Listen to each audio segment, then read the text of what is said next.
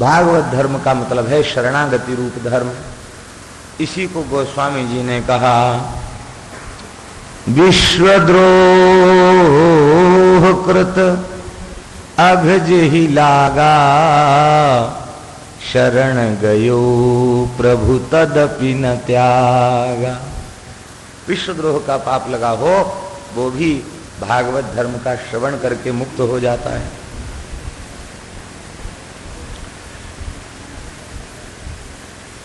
इसके बाद फलश्रुति को कहने के बाद नारद जी क्या कह रहे हैं? नारद जी कह रहे हैं, हे वसुदेव जी, आपको बारंबार धन्यवाद है। आपने हमारे ऊपर बड़ी कृपा की, बड़ा उपकार किया। क्या उपकार किया? कहते, त्वया परम कल्याण पुण्य श्रवण कीर्तन स्मारितो भगवानद्य देवो नारायणो मम। परम कल्याणकारी पवित्र कीर्ति वाले भगवान श्री नारायण का स्मरण तुमने करा दिया। जो भगवान की याद दिला देवे, भागवत धर्म की याद दिला देवे, उससे बड़ा उपकारी और कौन है? देखो संतों का स्वभाव। नारद जी अपनी ओर से कितने दिव्य प्रकरण को समझा रहे हैं, लेकिन वे कहते हैं कि आपने कृपा हमारे ऊपर की। और ये वास्तविकता भी है। वस्तुतः जिज्ञासु ही वक्ता पर अनुग्रह करते हैं। हमें अच्छी प्रकार से मालूम है यह जो विधान श्री ठाकुर जी की कृपा से बना है, ये नहीं बना होता तो ये 15 दिन पूर्ण प्रमाद में जाते। क्योंकि भजन में रुचि नहीं है तो ज्यादा से ज्यादा क्या होता, एक परिक्रमा वृंदावन की करे आते, यमुना जी का दर्शन, आचमन स्नान हो जाता, बस अपना बैठे रहते, प्रसाद पाए और सोए। लेकिन भगवान ने कितनी कृपा किया, 15-16 दिन अपने दिव्य गुणों की चर्चा करने का सौभाग्य दिया। चित्त को अपनी कृपा से आप लगा के रखा। तो वस्तुतः ये भगवान की परम कृपा है, ये आराधना है भगवान। तो नारद जी वसुदेव जी को धन्यवाद दे रहे हैं और कह रहे हैं कि आपने परम कल्याणकारी पुण्य श्रवण कीर्ति वाले भगवान श्री हरि के गुणों का स्मरण करा के हमारे ऊपर अतिशय उपकार किया है। हमारा चित्त अत्यंत गदगद है।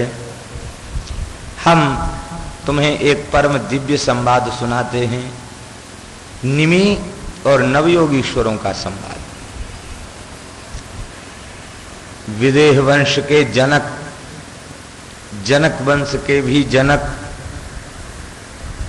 और विदेह वंश के भी जनक, मैथिलों के आद्य जनक श्री निमि जी महाराज, वे यज्ञ कर रहे थे और उस यज्ञ में नवयोगीश्वर पधारे।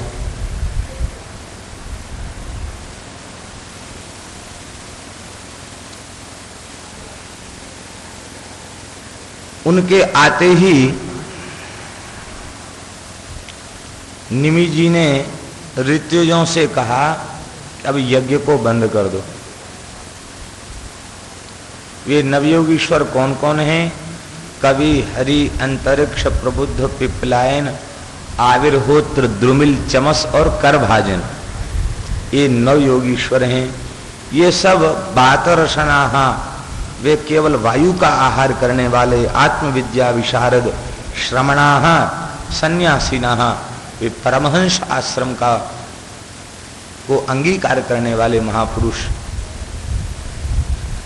वे जब पधारे, उठ करके निमि महाराज खड़े हो गए, उनका विधिवत पूजन किया और पूजन करने के बाद ब्राह्मणों से कहा कि अब यज्ञ कार्य को बंद कर दो थोड़ी देर के। लोग इस बात को अच्छी प्रकार से जानते हैं कि यज्ञों में पूर्वान्न आवाहित देवताओं के पूजन में चला जाता है और प्रमादवश लोग बीच में कुछ बोल लेते हैं, ये अनुचित है। पूजन का कर्म शुभारंभ होने के बाद आसन से उठ गया तो पूजन नष्ट हो गया।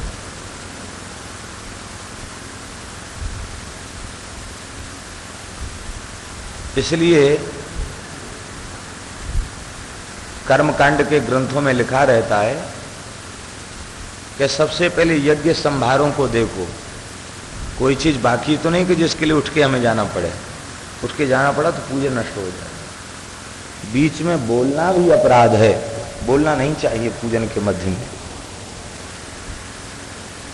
जब तक पुष्पांजलि न हो जाए तब तक बोले नहीं।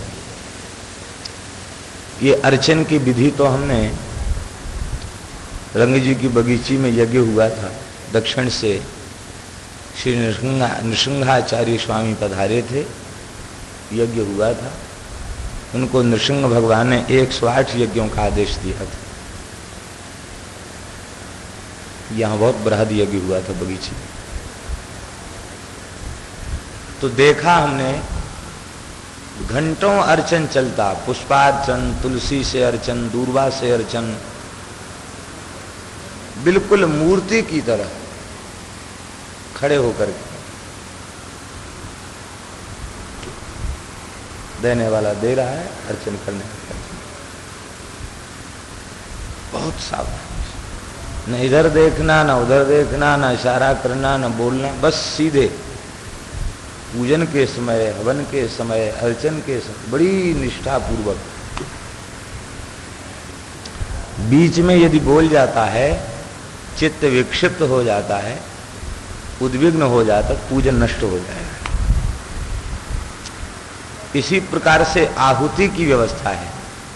आहुति जब होने लग जाए तो जब तक आहुति पूर्ण न हो जाए उसके बीच में विराम नहीं देना चाहिए। बीच में यदि आहुति देवताओं की रोक दिया तो फिर प्रारंभ से करना चाहिए। लेकिन यहां आहुति का क्रम चल रहा था और निमि महाराज ने कहा कि बस अब बंद कर दो। क्यों बंद कर दो? क्योंकि दुर्लभो मानुषो देहो देहिनाम क्षण भंगुरः तत्रापि दुर्लभम मन्ये वैकुंठ प्रिय दर्शनम। मनुष्य का शरीर अत्यंत दुर्लभ है, उसमें भी वह नाशवान है और उसमें भी दुर्लभ है वैकुंठ प्रिय दर्शनम। भगवत भक्त का दर्शन उसमें भी दुर्लभ है, महाभागवतों का दर्शन उसमें भी अतिशय दुर्लभ है। इसलिए हे भगवान, ये यज्ञ तो हमारे घर का है, चाहे जब कर लेंगे, लेकिन संत पधारे हैं तो तुरंत सत्संग कर लो, क्योंकि सत्संग से श्रेष्ठ कोई दूसरा कर्म नहीं होता। यत आत्यंतिकम क्षेमम प्रश्रामो भवतो नघाः संसारेस्मिन् क्षणार्धोपि सत्संगः सेवधीर्नृणाम्। आप संतों के चरणों में यही प्रश्न कर रहा हूं, हे अनघ, हे निष्पाप महात्माओं, हे निर्मल महात्माओं, आपके चरणों में हमारा एक ही प्रश्न है, जीव का आत्यंतिक कल्याण कैसे? जीभ में छाला होने के कारण 2 दिन से तो जैसे तैसे बोल रहे थे, आज कुछ कष्ट ज्यादा है बोलने में। तत्रापि हम मन्ये वैकुंठ प्रिय दर्शन। यत आत्यंतिकम अत आत्यंतिकम क्षेमम प्रश्रामो भवतो नघाः संसारेस्मिन् क्षणार्धोपि सत्संग सेवधीर्नृणाम्। हे भगवान, अतएव मैं आपसे प्रश्न कर रहा हूं, जीव का परम कल्याण कैसे हो? आत्यंत क्षेम का तात्पर्य होता है जिस कल्याण के होने के बाद दूसरा कुछ शेष न रह जाए, उसे आत्यंतिक कल्याण कहते हैं। यम लब्ध्वा चा परम लाभम मन्यते न ततोधिकम, वह क्या है? वो है भगवान के चरण कमलों की प्राप्ति। भगवत प्राप्ति के बिना जीव का आत्यंतिक कल्याण नहीं। आप कहेंगे कि भगवान में अनुराग नहीं हुआ,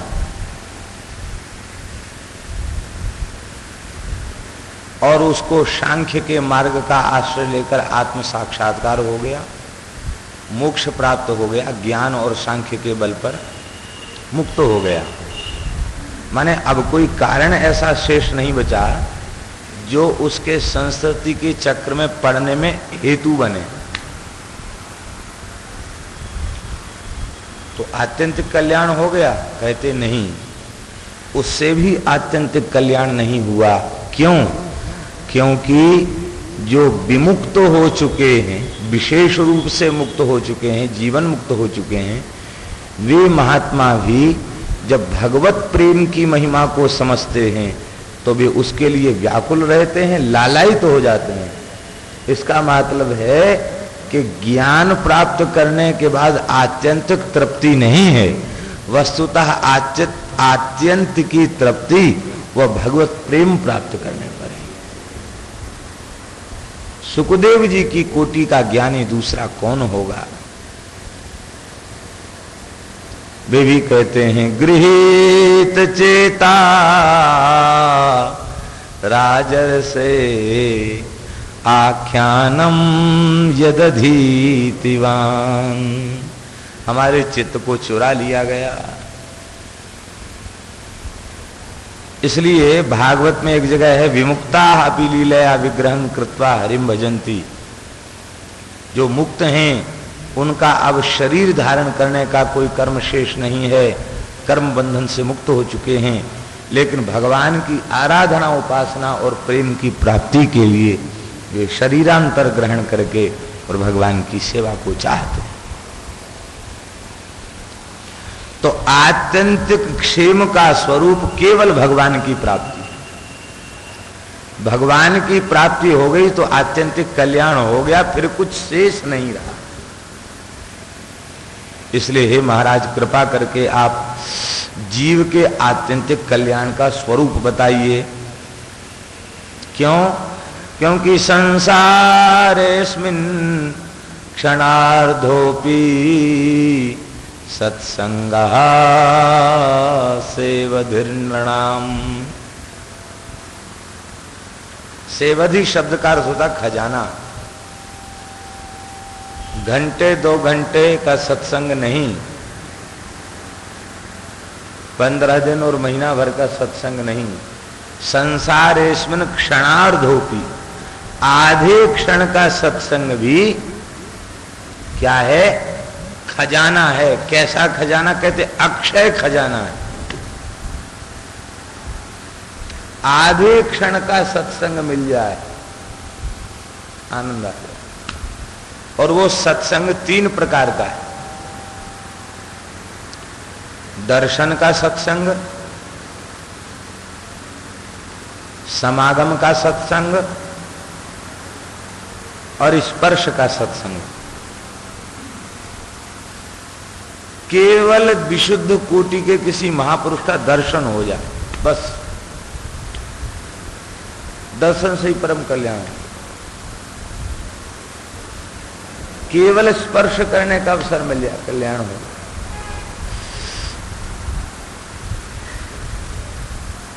और समागम हो जाए तब तो कहने।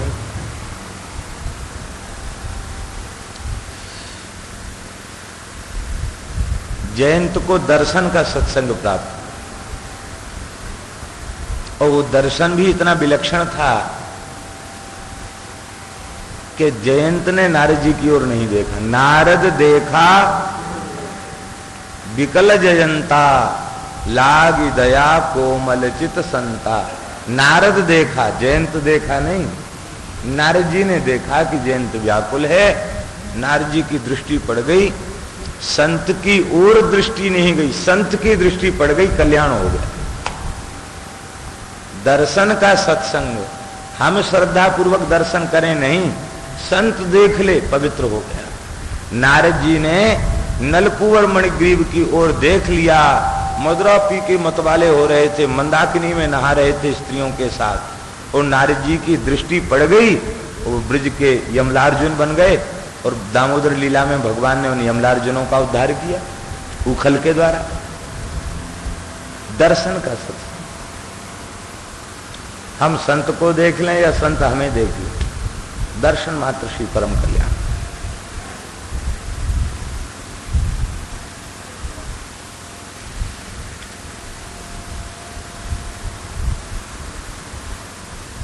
पूज्य पाद श्री उड़िया बाबा जी महाराज, हाथरस में एक जगह उनका सत्संग हो रहा था, और पंडित श्री गया प्रसाद जी महाराज भागवत की कथा कह के गंगा स्नान के लिए गए।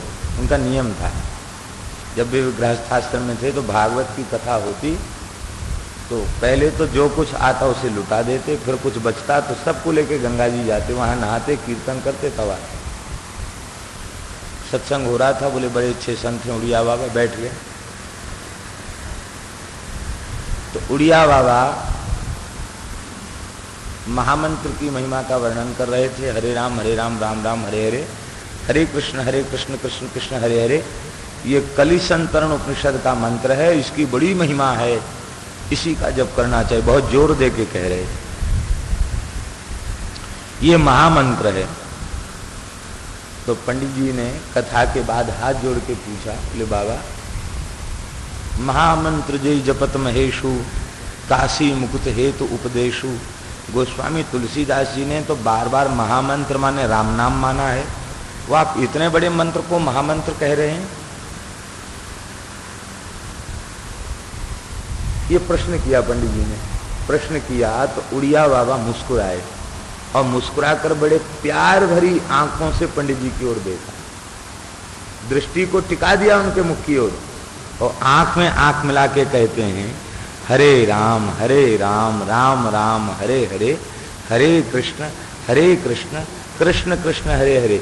इसमें क्या राम नाम नहीं है? और राम नाम और कृष्ण नाम में क्या कोई भेद है?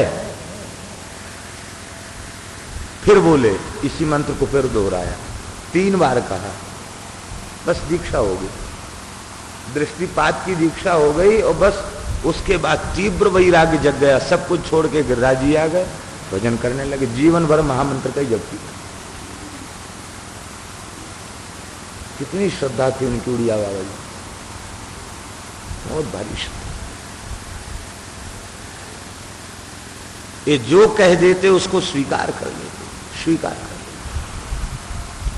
लेते। एक बार मुंह से निकल गया उड़िया बाबा के मुख से, बस वो वेद वाक्य हो गए। इतनी श्रद्धा गुरुदेव। यहां वृंदावन में कोई उत्सव था, पंडित जी तो कहीं पाते नहीं थे, ब्रजवासियों की भिक्षा लेते थे, भंडारा खाने की तो बात ही नहीं। उड़िया बाबा थे किसी उत्सव में, भंडारा हो रहा था, तो उन्होंने सहज भाव से, जैसे कोई संत के पास आता तो संत कहते हैं प्रसाद पाके जाना, संतों का स्वभाव होता है। उड़िया बाबा ने कहा पंडित जी भंडारा होगा, खा के जाना। यह नहीं कहा कि गुरुदेव हमारा नियम है, हम भंडारा नहीं खाते हैं। जो आ गया। अब नीचे जाकर भीड़ बहुत थी भंडारे में, तो जहां द्वार था, दरबज्जे था, जूता चप्पल पड़े थे, वहीं बैठ गए, पत्तल परोस गई। अब पत्तल परोस गई, लेकिन वे पा नहीं रहे थे। क्यों?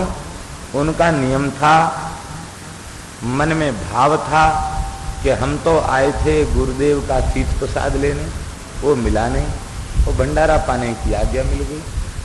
शीत प्रसाद मिल जाता तो अच्छा था, इसी भाव में भरे बैठे थे। सब लोग ने पाना चालू कर दिया, पंडित जी ने नहीं पाया। बुढ़िया बाबा ऊपर मंजिल पे थे, तो उन्होंने कहा कि वो पंडित जी कह के बोलते थे, वो पंडित जी नहीं आए। बोले वो तो नीचे बैठे हैं, पत्तल पर पा नहीं रहे हैं। बस इतना किसी ने कह दी, बैठे हैं, पत्तल लगी है लेकिन पा नहीं रहे। बुढ़िया बाबा वहां से उठ के आए और आकर के, वो तो आसन पर बैठे पंडित जी, वो नीचे जमीन में बैठ गए और उसी पत्तल में पाने लग गए। और उसी पत्तल में पाकर कहते हैं, लो प्रसाद हो गया, अब पाओ।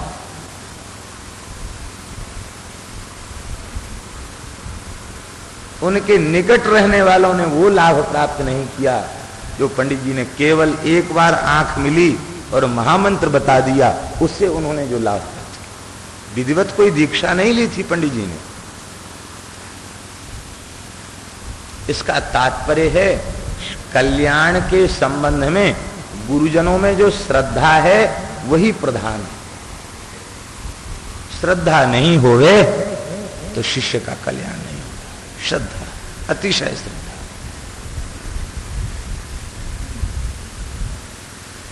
दर्शन का सत्संग, स्पर्श का सत्संग।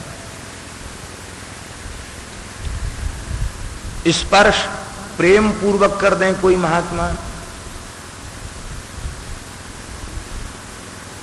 तो, अक्रोध पूर्वक कर दें तो भी। महात्मा श्री चतुर्दास जी महाराज थे, जिनकी एक दो बार चर्चा हम कर चुके हैं। 1 अरब नाम का जप किया मोरेना के। तो कई बार कोई के ऊपर ज्यादा कृपा करते तो, बस पढ़े लिखे तो ज्यादा थे, उस व्यक्ति की छाती पर हाथ धर के कहते, भैया इत बित की बातें न करो, राम राम भजो, याई ते कल्याण होएगो। बस उनका ये कहना नहीं कि उसका भजन चालू हो गया। भेड़ चराने वाले हजारा माला लेके भजन कर रहे हैं, बकरी चराने वाले भजन, ऐसा भजन का उन्होंने वो जमाया।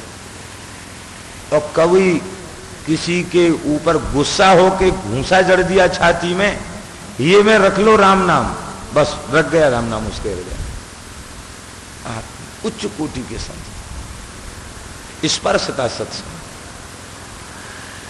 हनुमान जी लंका गए, लंकिनी मिली, ले हमारा चोर आहार है, मोर आहार जहां लगी चोर। कहां जा रहा है उनसे बिना पूछे। हनुमान जी को बड़ा गुस्सा आया कि चोरों का सरदार, पिया जी की चोरी करने वाला रावण बैठा, उसको तो खाती नहीं, और हम राम जी के सिपाही चोर का पता लगाने, हमको कहती चोर बनाती है। हनुमान जी ने एक तमाचा, एक घूसा मारा, मुठिका एक महाकपिहने, रुधिर बमत धरनी ठनमनी। और महर्षि वाल्मीकि लिखते हैं, स्त्रियम मन्यमानाम ताम नाति चुक्रोध बानरः। स्त्री मानकर हनुमान जी ने ज्यादा गुस्सा नहीं किया, थोड़ा सा क्रोध किया, क्योंकि वे शक्ति लगाकर घूंसा यदि जड़ देते तो वहीं लंकनी राम राम हो जाती, मर जाती। इसलिए ये बेचारी स्त्री है, बोल दिया तो कोई बात नहीं, धीरे से घूसा जमाया। उसका प्रभाव क्या हुआ कि उसका रक्त निकला, और बाद में जब उठ के बैठी, पुण्य संभार उठी सो लंका, जो निपान कर शंका। क्या बोली, तात स्वर्ग अपवर्ग सुख, धैर्य तुला एक अंग, तूलनता ही सकल मिल, जो सुख लब सतसंग। इसी श्लोक, इसी दोहा का भागवत में स्वरूप है। भागवत के श्लोक का इस दोहे के रूप में अनुवाद है, तुलयाम लवे नापि ना स्वर्गम ना पुनर्भवम, भगवत संगी संगस्य मर्त्यानाम किमुताशिष। कहाँ का श्लोक है? रुद्रगीत का।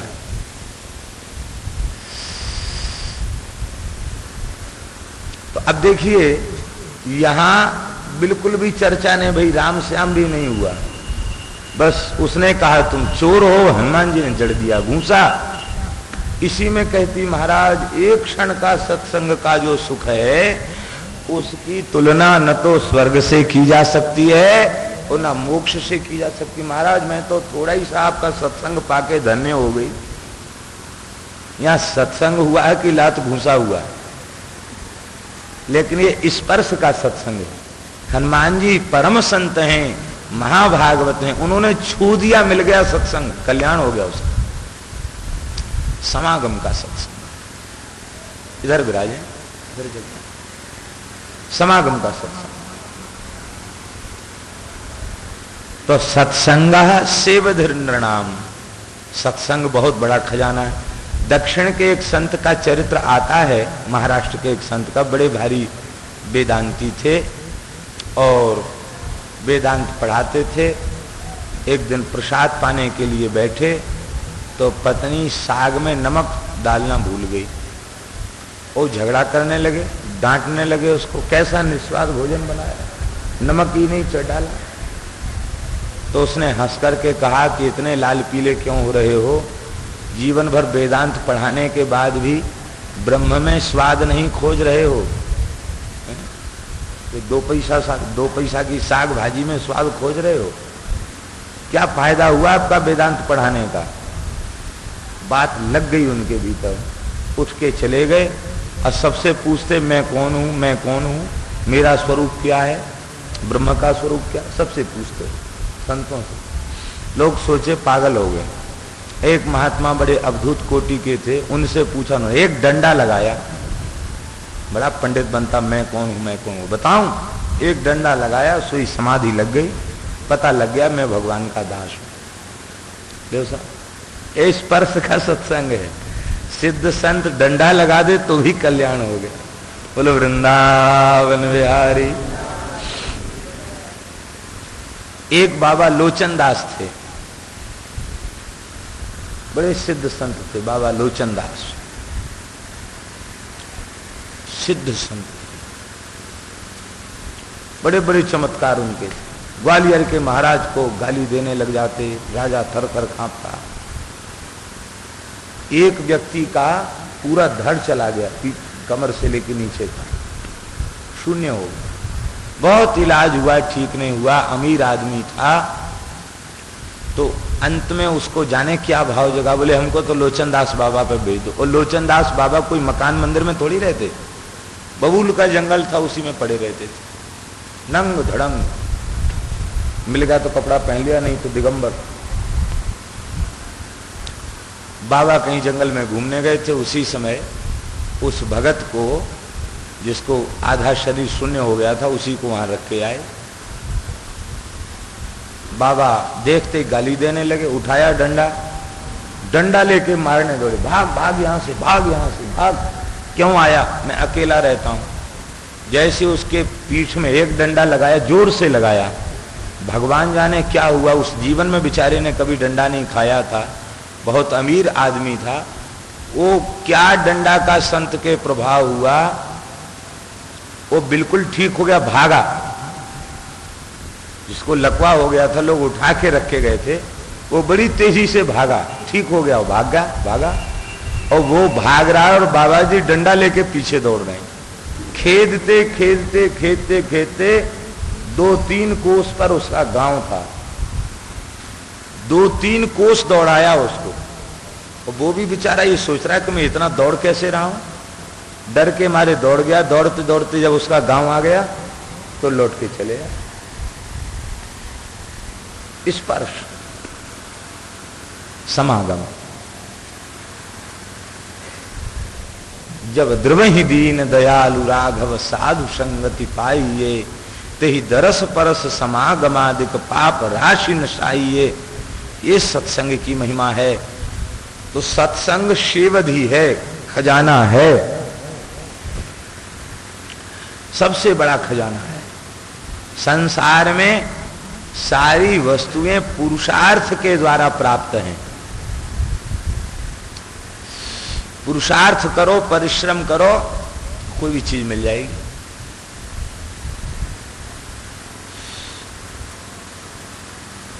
सत्संग पुरुषार्थ के द्वारा सुलभ नहीं।